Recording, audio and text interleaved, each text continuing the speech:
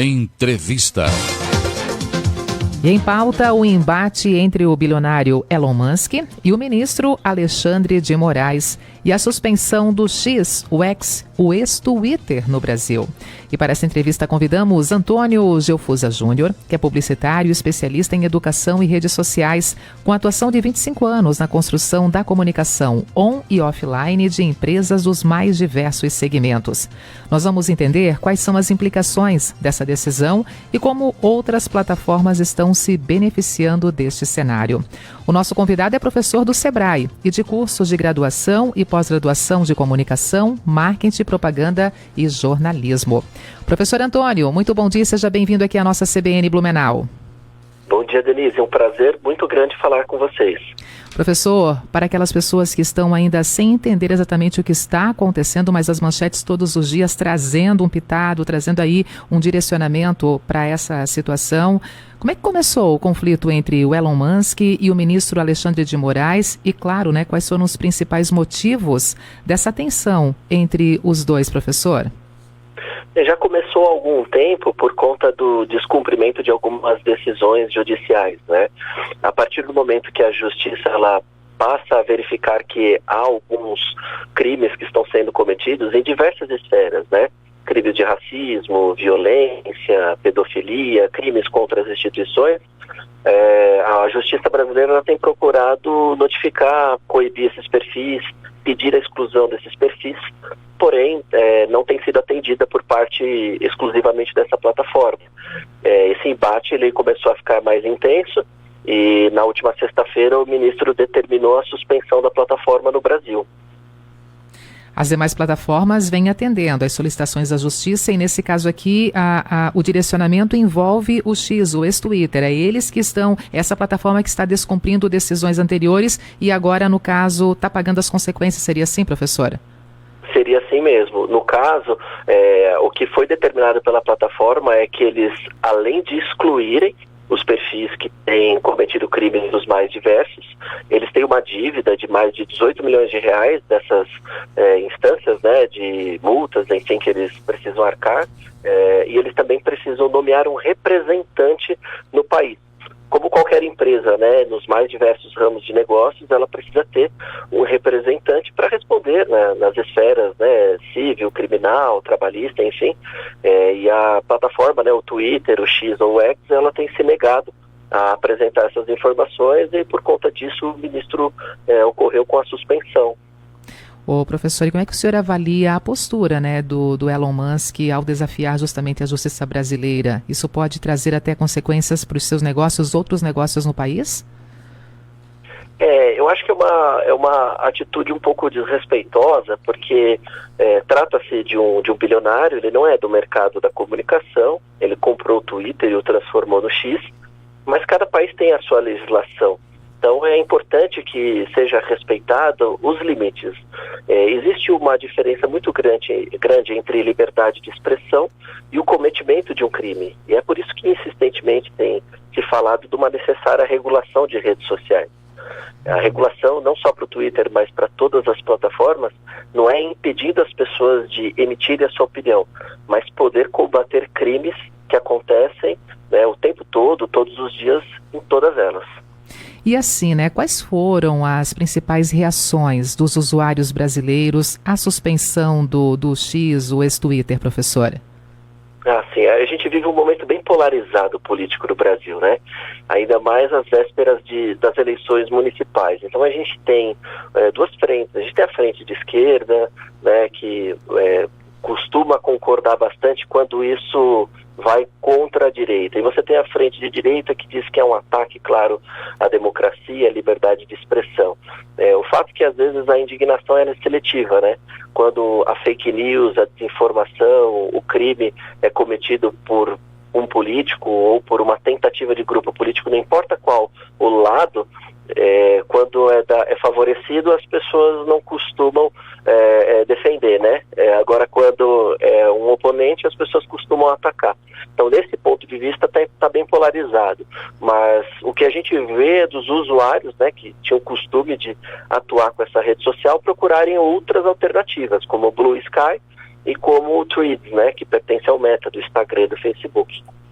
E assim, professor, uma dúvida, ainda é possível, por exemplo, acessar o Twitter, o ex-Twitter neste momento? Eu pergunto isso porque quando nós apresentamos aqui essa nossa pauta, esse assunto que seria colocado com o senhor nesse espaço, já que um ouvinte nosso, né, o ouvinte Tadeu, ele colocou o seguinte: estamos ligados e o X antigo Twitter está funcionando por aqui. Aí eu perguntei para ele, você acessou pelo celular ou pelo computador?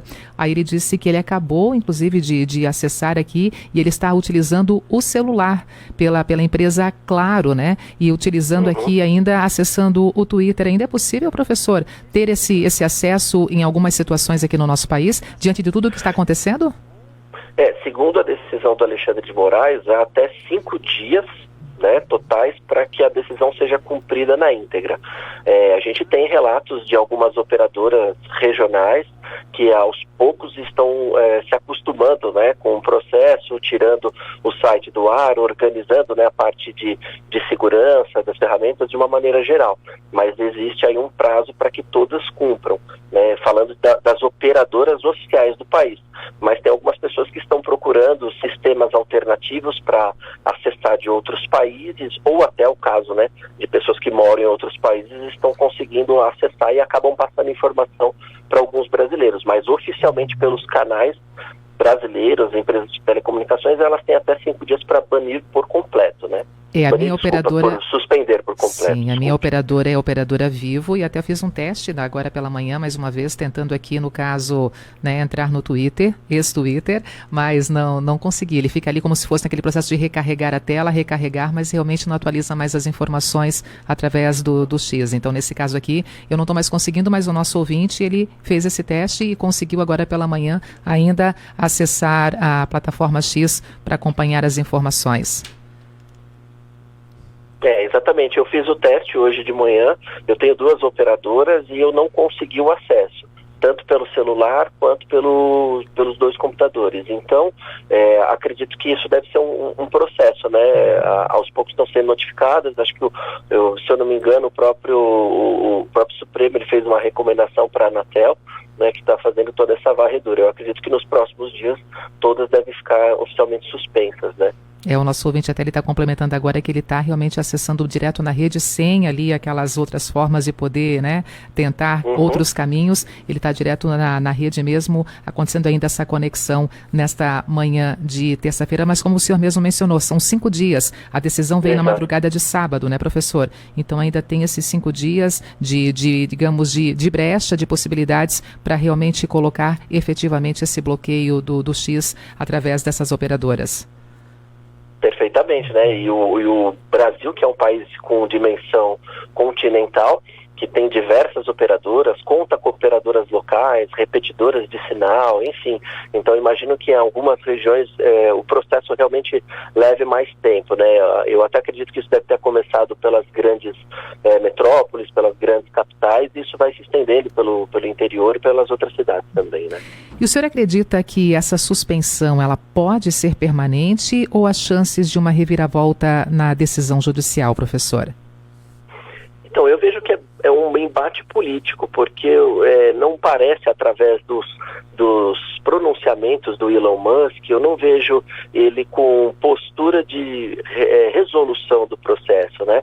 Porque até então, se ele consegue destinar para a justiça os perfis criminosos para que sejam banidos, se ele paga a multa de 18 milhões de reais e ele nomeia um representante, como todas as outras redes sociais, todas as outras empresas multinacionais que operam no Brasil fazem, são ações super alcançáveis para um executivo e bilionário. O que se parece é que é um embate político de decisão por parte dele, e eu acredito que ele não deve sucumbir a isso, mas o que a gente diz, né, a política, né, o sistema brasileiro, ele é uma caixinha de surpresa. A gente nunca sabe até que ponto ele pode voltar atrás, né, mas da parte do Supremo, pelo que a gente vê, enquanto isso não for atendido, a rede social oficialmente vai continuar suspensa, pelo menos do ponto de vista da telecomunicação brasileira, né? E assim, aprendendo com o presente para projetar o futuro, professor, como que essa suspensão pode moldar o futuro das redes sociais no Brasil em termos de regulamentação? Eu acho perfeita essa sua pergunta, porque é um debate que nós todos precisamos construir e pavimentar melhor. Eu sempre digo que para que a gente possa realizar uma compra na internet, nós precisamos colocar o nosso usuário e senha com nome adequado, endereço, RG, CPF. A gente tem responsabilidade sobre aquela compra. Por que quando a gente abre um perfil na rede social, não é pedido os mesmos dados para a gente? Por que nas redes sociais é permitido que uma pessoa crie 40, 50 perfis fake, mentirosos, né, no intuito de falar bem ou falar mal de um candidato, de uma marca, de um produto, de uma religião, né, com o intuito, às vezes, de manipular a informação ou colocar, né, grupos um contra os outros. Então, esse só é um dos pontos que seriam muito importantes de serem discutidos, né, quando a gente fala de regulação de redes sociais. Então, sem dúvida nenhuma, ele é um marco. O Brasil, ele é uma democracia forte, é recente, mas é um país que, em muitas instâncias, ele é referência, né? Na parte financeira, as eleições são modernas, a gente tem muita coisa boa no Brasil, e eu acredito que essa decisão ela vai pautar, inclusive, outros países. A gente viu recentemente na Flórida, nos Estados Unidos, o TikTok sendo proibido para menores de 14 anos, porque já está comprovado, né, os prejuízos cognitivos para a educação dos mesmos. A gente vê a Europa com a nova lei de diretrizes digitais, que eles realizaram faz 2 anos. Então, acho que o Brasil ele vai acompanhando uma necessária profissionalização quando a gente diz de serviços digitais e redes sociais. E para poder fechar essa conversa hoje aqui na Rádio CBN, também a sua opinião, professor, qual é o papel da inteligência artificial na moderação de conteúdo e como ela pode ser aprimorada para evitar injustiças? Eu acho que quando nós tínhamos as referências de pesquisas, há 2 décadas atrás, né, 3, nós tínhamos a biblioteca e os professores em sala de aula. Depois surgiu o Google, e o Google ele não substituiu essas pesquisas, ele adicionou. A boa pesquisa leva você a boas fontes, a informação confiável.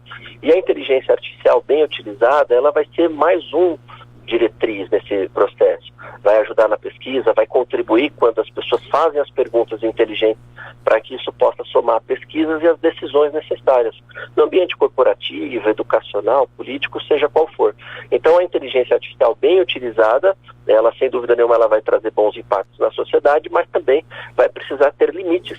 E falando de Twitter, né, recentemente, essa é uma das outras polêmicas.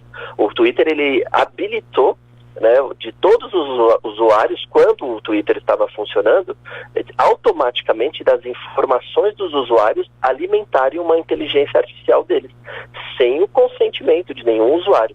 Então, isso também foi um dos embates polêmicos aqui no Brasil e em outros países.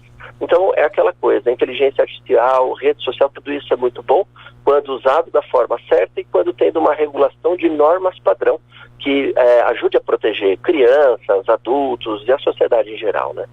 Professor, foi muito bom tê-lo aqui também hoje na nossa programação, abordar esse assunto com quem entende, com o senhor. Obrigada por essa entrevista e um bom dia, tá?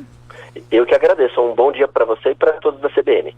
O embate entre o bilionário Elon Musk e o ministro Alexandre de Moraes e a suspensão do X, o ex-Twitter, no Brasil, e essa conversa com o especialista em redes sociais, o professor Antônio Gelfusa Júnior.